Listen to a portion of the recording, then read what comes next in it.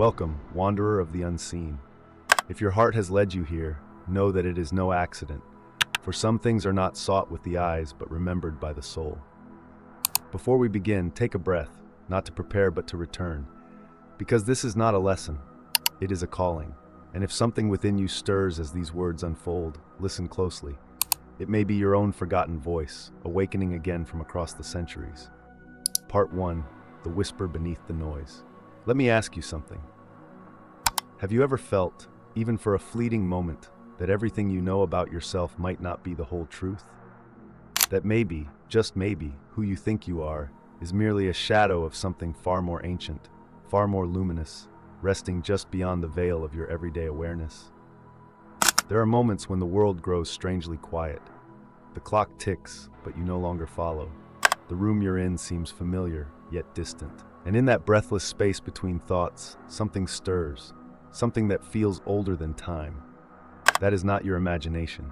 That is your soul remembering.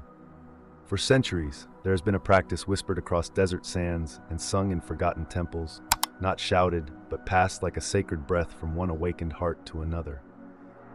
It is not a ritual of religion, nor a philosophy of books. It is a living technique, an inner path, one so potent that it was deliberately hidden. Not because it could harm, but because it could liberate. What if I told you that the most forbidden knowledge in the world is not locked in vaults, but buried within you? That the truth about who you are was never lost, it was only silenced. This story you are about to follow is not a tale from the past. It is an awakening of a memory you've always carried. We won't explore it like a theory. We will experience it like a traveler returning home. So sit with me, dear listener, not just with your ears, but with your breath, with your heart, with the part of you that has always known there was more, the part of you that has been waiting to remember, because that remembering begins now. Part 2, The Ancient Fire They Tried to Bury. Before the age of empires, before religions became institutions, there existed sacred circles of knowledge, quiet schools hidden among temples, caves, and mountains, places not open to the many, but reserved for those whose souls trembled with the desire to remember. These weren't schools in the way we know them. They didn't teach you facts or rules. They taught you how to remove everything that wasn't truly you, to unlearn what the world had told you, to die before death so you could live beyond illusion. In ancient Egypt, the priesthood of the houses of life practiced secret rites. The initiate would enter a chamber of stillness, where their body rested for hours, sometimes days, as a spiritual guide helped their consciousness drift into the invisible realms. They called it a symbolic death, but it was more than that. When they returned, they were not the same. They had seen behind the veil. They had remembered. In the highlands of ancient Greece, the Orphic schools taught that the soul was a divine spark, trapped temporarily in flesh, not as punishment, but as purification. Through breathwork, trance, and sacred symbols, initiates were guided to peel away layers of identity. What emerged was not a new belief, but a recognition of something eternal within themselves. Once seen, it could not be unseen. Far in the east, in ancient India, the rishis, the seers, never spoke of spiritual knowledge as something to be gained. To them, it was something to be reawakened. The word they used was smarana, to remember. They taught that ignorance was not the absence of information, but the disconnection from soul memory. Silence, detachment, devotion, and vibration, that was the path back. Not through accumulation, but through surrender. Not by becoming something new, but by stripping away all that isn't you. Across all these traditions, the method was the same, though the forms differed.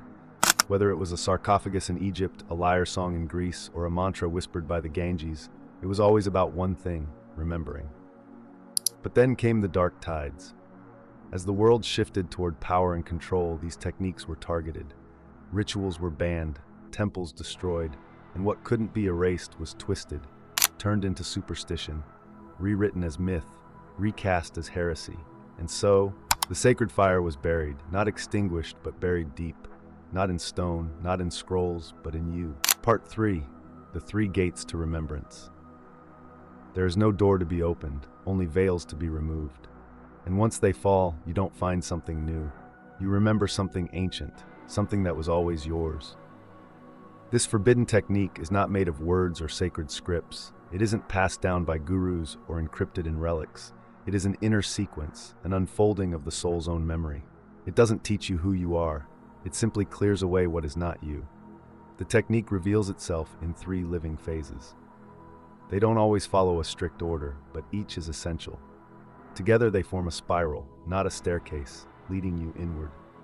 First gate, deprogramming the false self. Before truth can return, illusion must leave. This is the hardest part, because we've all worn our masks for so long we forgot we had them on. These masks are not just personalities or roles. They're entire thought patterns, fears, voices we've mistaken as our own. Parents, teachers, media, trauma, they all built the outer you. This phase begins with ruthless awareness, not with violence, but with vision. You sit with yourself honestly and deeply and begin to question, whose voice is this in my mind? Why do I desire this? Is this fear mine, or was it placed in me? You don't attack your thoughts. You observe them, you follow them like threads, unraveling the ones that were never part of your soul's design. It is not war, it is truth-clearing. And as layer by layer falls, silence enters. Not the silence of emptiness, but of clarity. And in that silence, the soul starts to breathe again. Second gate, activating the inner sense. When the noise begins to fade, something ancient within you begins to stir. It's not logic, it's not emotion, it's not imagination, it is direct perception. This inner sense has always been with you. It lives in the space between thought and breath, between heartbeat and stillness. You don't force it, you tune into it. Through conscious breathing, meditative stillness, visualization of sacred symbols, like the inner flame, the soul's mirror, or the lotus of the heart, you begin to awaken a language beyond words. These symbols are not fantasies, they are doorways, ancient tools coded into human memory. When you concentrate on them, not as wishful images, but with focused reverence, your soul begins to respond. Not with ideas, but with inner vision. The technique is not teaching, it is reconnecting. Third gate, resonance with your true name. In the deepest traditions, the soul was said to have a secret name, not spoken, but sung in frequency. Not a word, but a vibration. And when this frequency is embodied, not just heard, you know who you are.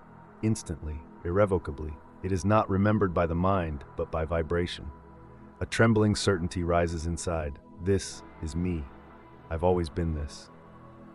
The false self cannot survive this resonance. It melts, not through battle, but through truth. This state doesn't come from thinking, it comes from living in a certain alignment. When your thoughts, body, breath, and energy all move in harmony, you create a living tone, and your soul, like a divine instrument, begins to hum its forgotten melody once more. You don't become someone new. You return to someone eternal. Part 4. When the soul remembers. Once the noise dissolves and the resonance begins, something irreversible stirs. Not in the mind, not in the heart, but in the very center of your being. It starts subtly. You begin to watch yourself from a distance, not with judgment, but with presence. You feel your body, yet you know you are not only the body. You have thoughts, but they no longer control you. You begin to sense a quiet witness, a still point within you that sees all, reacts to nothing, and simply knows. This is not theory. This is awakening. And it comes not with fireworks, but with stillness so deep it makes your entire world feel new. Your fears soften, your cravings loosen. The masks begin to fall off, not with effort, but as if they were never truly attached. You begin to act differently, speak differently, love differently, but not because you're trying, simply because your center has shifted. You are no longer chasing something outside. You are now moving from something within. And here is the paradox. When the soul remembers who it is, life doesn't necessarily change, but you do. You might still go to the same job, face the same people, drink the same tea, but everything feels different. The colors look deeper, the air seems kinder, conversations grow slower, more meaningful. Time bends, intuition sharpens, and sometimes, without reason, you cry. Not from pain, but from recognition. Because suddenly, you're not just a person moving through the world. You are a soul, eternal, wise, ancient, inhabiting this moment, fully awake. But here's what most never say out loud. When the light returns, so does the shadow. You don't just remember your divine origin. You also recall the layers you've hidden, the wounds you buried, the choices you avoided. All that you've refused to face will rise, not to punish you, but to free you. You cannot reclaim your full soul while ignoring its pain. That's why this technique was once considered dangerous. Not because it harms, but because it reveals. It holds up a mirror so crystal clear you can no longer lie to yourself. And in that sacred confrontation, you find the true beginning of power. Not power over others, but power over illusion. Some call this stage a conscious trance. You are in the world, but not of it. You move, but part of you watches. You speak, but your words now come from a deeper reservoir. You sense time, but it stretches and folds. You perceive others, but behind their eyes you begin to see fragments of yourself. And perhaps the most mysterious part, you begin to receive memories you never studied. Knowledge that comes in dreams, images from lifetimes past, echoes from your bloodline, insights that bypass logic but land in your bones. You are no longer learning, you are remembering. Part 5. Living Remembrance. What if the greatest spiritual breakthrough doesn't come in a mountain cave or during some lightning strike vision, but in how you tie your shoes, in how you take your first breath each morning, in how you speak to a stranger or walk across your kitchen floor? Remembrance isn't a single moment of awakening. It's a practice, a rhythm, a way of being.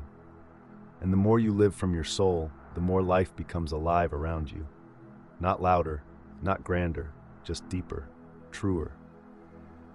This is the forgotten essence of the technique. It's not about escaping the world, it's about transforming your relationship to it. So how do you do that? How do you take the sacred out of secrecy and into daily life? Let me share with you 5 living principles that bring this technique to life, not as theory, but as breath. Principle 1, practice active silence. Silence is not just the absence of sound. It is a space of full attention, a presence so deep your soul begins to whisper again. Take time daily, even just 5 minutes, to do nothing but be. Not to meditate formally, not to visualize or expect visions, just be with yourself. Inhale, exhale, feel, watch. This silence becomes a sanctuary, a temple without walls, and within it the echo of your soul's true name begins to rise again. Principle 2, turn action into ceremony. Everything you do can be sacred if you do it from your soul. Eating, walking, cleaning, speaking. If done with presence, even the mundane becomes holy. You are not performing for others. You are witnessing your own life. Ask yourself often, am I doing this from my mask or from my soul? That one question can transform your entire day. Principle 3, guard what enters your senses. Your soul doesn't forget, but your mind can bury its memory under distraction. What do you feed your attention? What music do you play? What images do you repeat? What words do you let echo in your mind? Everything you allow in shapes your inner vibration, and that vibration is your temple. Guard your inner world like a sacred garden. Let only that which nourishes enter. Principle 4, speak from deep within. Words have power, not because they are clever, but because they carry resonance. Speak less, but speak truer. Don't echo what others say. Don't perform spiritual phrases. Let your voice rise from the stillness where your soul lives. Words spoken from remembrance don't just inform, they awaken. Principle 5, live as if you remember. Even if you haven't fully remembered, act as though you have. Not to pretend, but to tune in. The soul reveals itself to those who make room for it. Walk like you carry an ancient truth. Love like you've known lifetimes of devotion. Speak like your voice is an instrument of eternity, because it is. And here's the secret. Remembrance deepens the more you live from it. You don't need to be perfect. You just need to be sincere. Part 6, protecting the inner flame. Once remembrance is awakened, the journey doesn't end, it shifts. The soul doesn't just want to remember who it is, it wants to remain there, to live from that space, not occasionally but constantly.